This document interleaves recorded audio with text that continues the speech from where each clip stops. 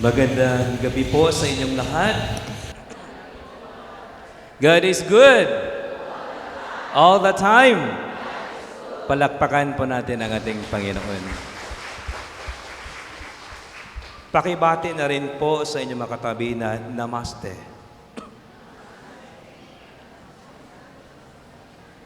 Yung iba, very energetic sa pagbati ng Namaste. Yung iba, nakatingin lang.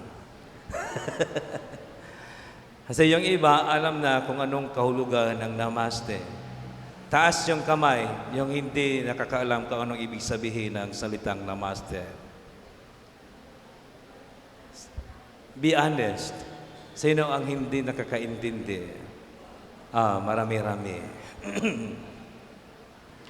Napakaganda po, no? Ang bati na iyan. Yan po ay salitang Indian. At yan ay Indian greetings na nagsasabi, "May God in me greets the God in you." Ang Panginoon na nasa sa akin ay bumabati sa Panginoon na nasa sa iyo.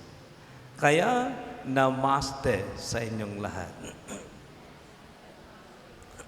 Di ba maganda? Napakaganda. This is more than good evening. Ito'y nagsasaad at nag-recognize na ang Panginoon ay nasa bawat isa sa atin. Na kung ating makilala ang Panginoon, na ang Panginoon ay nasa bawat isa sa atin, wala tayong kakayahan upang saktan ang kapwa natin. Gaya ni Maria, noong binalitaan siya ng magandang balita ng Anghel Gabriel na siya'y magiging ina ng anak ng Diyos. Hindi niya sinabi, "Ay, wala akong pakialam dyan. Bahala sila. Ayoko nga." No? Hindi katulad sa atin ba? Hindi po ba? Hindi niya sinabi, "Wala akong paki dyan. Bahala sila, mga matay sila." Ang sagot lang niya, yes. Kahit nagugulumihanan siya, kahit sa kanyang murang edad, tinanggap niya ang responsibilidad. Bakit niya tinanggap? Dahil una, sa kanyang pananalig sa Diyos, malalim na relasyon, at magandang pakikitungo sa kapwa. Bakit? Dahil she recognized that God is present among us. God is present within us. Kaya napakaganda na ang bating Namaste nagsasaad na ang Panginoon ay nasa sa atin din. At kung makikita natin ang Panginoon na nasa bawat isa sa atin, tayong lahat ay masipag naggagawa ng mabuti para sa ating kapwa. Mga kapatid, andito na po tayo sa ikawalong araw o ikawalong gabi sa ating pagkahanda upang ating ipagdiwang ang kapistahan ng ating mahal na ina, ang Birhen ng Kabanal-Banalang Puso ni Jesus, na may temang Birhen ng Banal na Puso ni Jesus, daan tungo sa ganap na pagbabago. Pagbabago. Ano ba ang kailangan nating baguhin sa ating sarili? Pagbabago. Baguhin ang ating sarili. Baguhin ang ating mga lumang sisidlan. Baguhin ang ating mga lumang sarili. Pero ang tanong, mga ilang araw, mga ilang buwan, mga ilang taon ba ang itatagal ng pagbabago ng ating sarili? Dahil tayong lahat nagsusumikap na baguhin ang ating sarili, alam natin na tayo, marami sa atin na hindi magandang ugali, hindi magandang ugali, hindi magandang personalidad, marami sa atin na gumagawa ng masama, hindi maganda. Pero sa kabila nun, nagsusumikap tayong baguhin ang ating sarili. Pero ang tanong, Mga ilang araw, ilang buwan, ilang taon ba ang itatagal ng ating pagbabago? Katulad ng isang istorya, patungkol sa isang lalaki, ewan ko ba kung narinig nyo ito, na talagang nagbago siya matapos dumalo ng isang retreat na tawag dito? Nasubukan nyo na bang mag-retreat? Siguro marami sa atin nagre-retreat. Kaya itong lalaki, pagkatapos ng retreat, talagang merong nagbago sa kanya. Pagka-uwi niya sa kanyang bahay, nakikita kaagad ang kanyang pagbabago. Mabait na siya. Hindi na siya palamura. Hindi na siya chismoso. Hindi na siya sugarol. Magpagbigay at matulunguin na siya. Instant ang pagbabago. Instant ang pagbabago na nangyayari sa kaniyang sarili matapos niyang dumalo ng isang retreat. Talaga namang, kung talagang dibdiban ang iyong tawag dito, tawag dito, sino bang Bisaya dito? Ang Tagalog sa pagpamalandong? Pag ninilay-nilay, buti pa si Father, alam niya. Kung takang dibdiban ang ating pagnilay-nilay sa retreat, talagang merong mangyayaring pagbabago sa ating sarili. Kaya siya, talagang dibdiban yun. Dahil pagkatapos ng retreat, talagang may pagbabago sa kanyang sarili. Kaya nga, at dahil sa daman niya at ng mga tao na nakapalibot at nakakakilala sa kanya, naglagay siya ng karatula sa harapan ng kanyang bahay na ang sabi, ang matandang lalaking nakatira sa bahay na ito ay patay na. Patay na daw siya. Dahil nga, bago na nga yung sarili.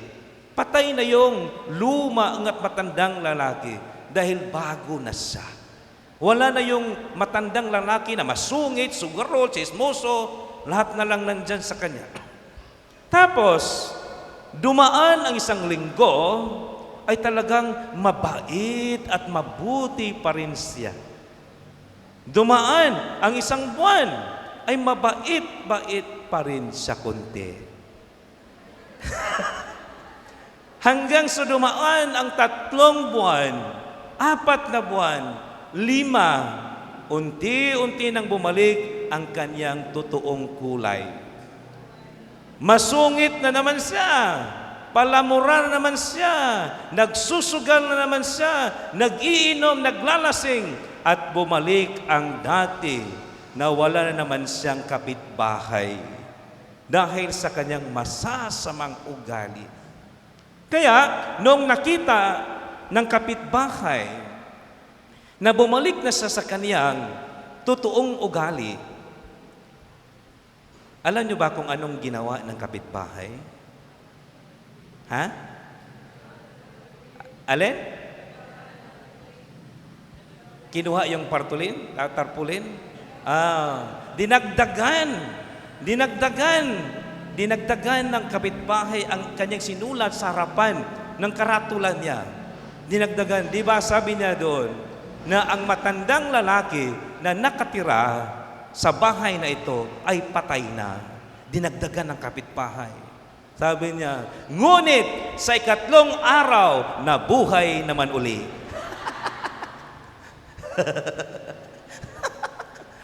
Yan po ang tanong. Hanggang kailan po ba ang ating pagbabago? O nga, nagsusumikap tayong magbago. Nagsusumikap tayo dahil nga tayo'y nagsisimba kahit sa ating makahinaan. Tayo bang na-touch sa gospel o sa mga nagsisimba tagang bumait at tayo rin ay nagiging mabait, nagbago. Pero ang tanong, hanggang kailan po ba? So mga kapatid, ano ba ang inasahan sa atin ng ating Panginoon? Ang inaasahan sa atin ng Panginoon ay na magbago tayo ng ganap.